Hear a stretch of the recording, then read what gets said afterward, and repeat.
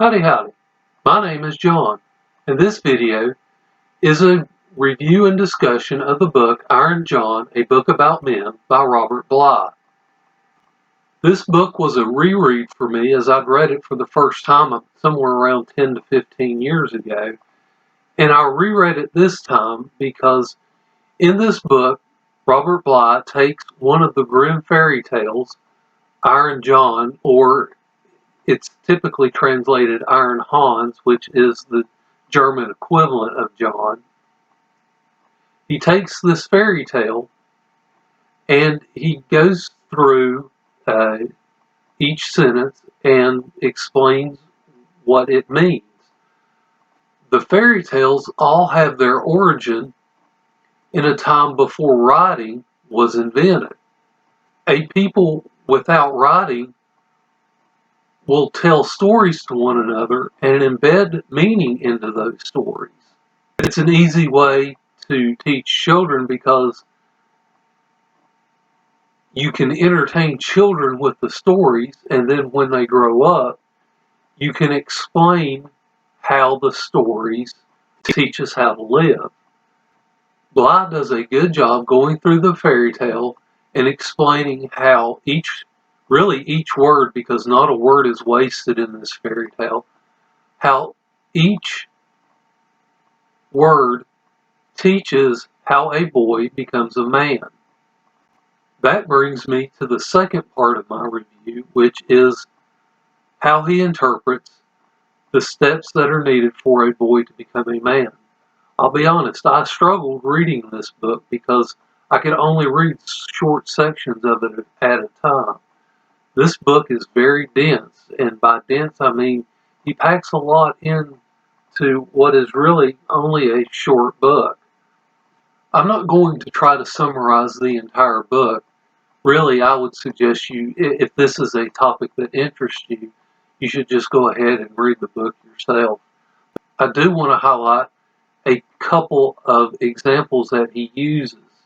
In the story, a young boy frees a wild man from his iron cage. The young boy frees the wild man because his golden ball has gotten caught in the wild man's cage, and the wild man refuses to return it to him until the young boy frees him. When the young boy does free the wild man, the boy is afraid of being beaten by his parents, and so he goes with the wild man.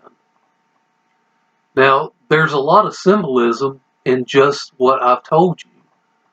The wild man represents the wisdom of older men. It's a wisdom that society likes to lock away. And it's important to note that Bly doesn't tell us that we need to become wild men. He tells us that we need to learn from them. The golden ball represents the young boy's childhood. Childhood is a magical time in any child's life, but at some point it must end, and we must learn how to live in this world as mature adults. The iron cage is also important because in fairy tales, glass is used to imprison women. In fairy tales, iron is used to imprison men. When the boy goes away with the wild man into the forest, he must go through a series of steps before he is mature enough to take his role in society. Bly first wrote this book in 1990, and as I read it, it struck me how much worse the problem has gotten compared to 30 years ago. One negative of this book is because it was written 30 years ago, some of the examples he uses are dated. I don't think many younger readers are going to understand what he has to say about the Bush-Dukakis debates. However, for any young man that is willing to take the path to maturity, this book is an excellent resource. Unfortunately, there aren't really a whole lot of older men now who are what Bly would consider to be mature. Really, if you want to follow the path to maturity, you're going to have to consult books like this one and others as well. I read the book The Catcher in the Rye immediately after reading this book, and I think it's one of the reasons I had such a negative reaction to The Catcher in the Rye. In that book, it follows the adventures of a 16-year-old boy after he is kicked out of his prep school. Holden is a 8-year-old in a 16-year-old's body. He has lost his golden ball, and he is very destructive in his reaction to losing that ball.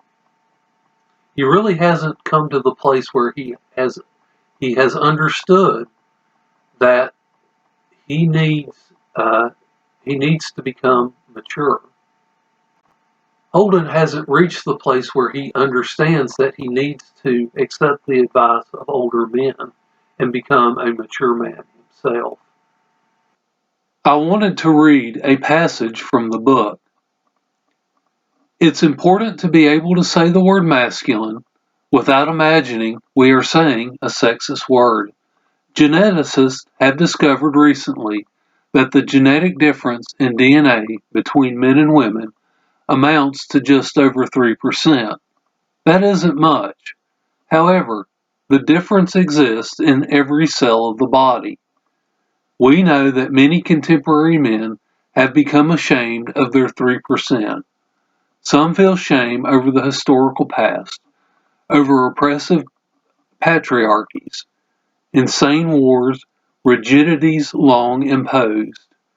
Other men who have seen their fathers fail to be true to the masculine and its values don't want to be men, but they are. I think that for this century and this moment, it is important to emphasize the 3% difference that makes a person masculine while not losing sight of the 97% that men and women have in common. This book is a 5-star read. I would highly recommend it for any man who is ready to undergo the process of becoming a mature adult. I don't know how much use a woman would get out of reading this novel. I read one review on Goodreads where a man had given this book to his girlfriend and suggested she read it to understand him better. And I don't really think that was the correct course of action. I'm not saying a woman can't or shouldn't read this novel. I just don't know that she would get anything out of it. If a woman wants to understand men better, I think she would be better off asking some of the older men in her life. If you've read this book, let me know in the comments what part of the book was the most meaningful to you. Thank you for watching this video, and I hope you enjoy the rest of your day.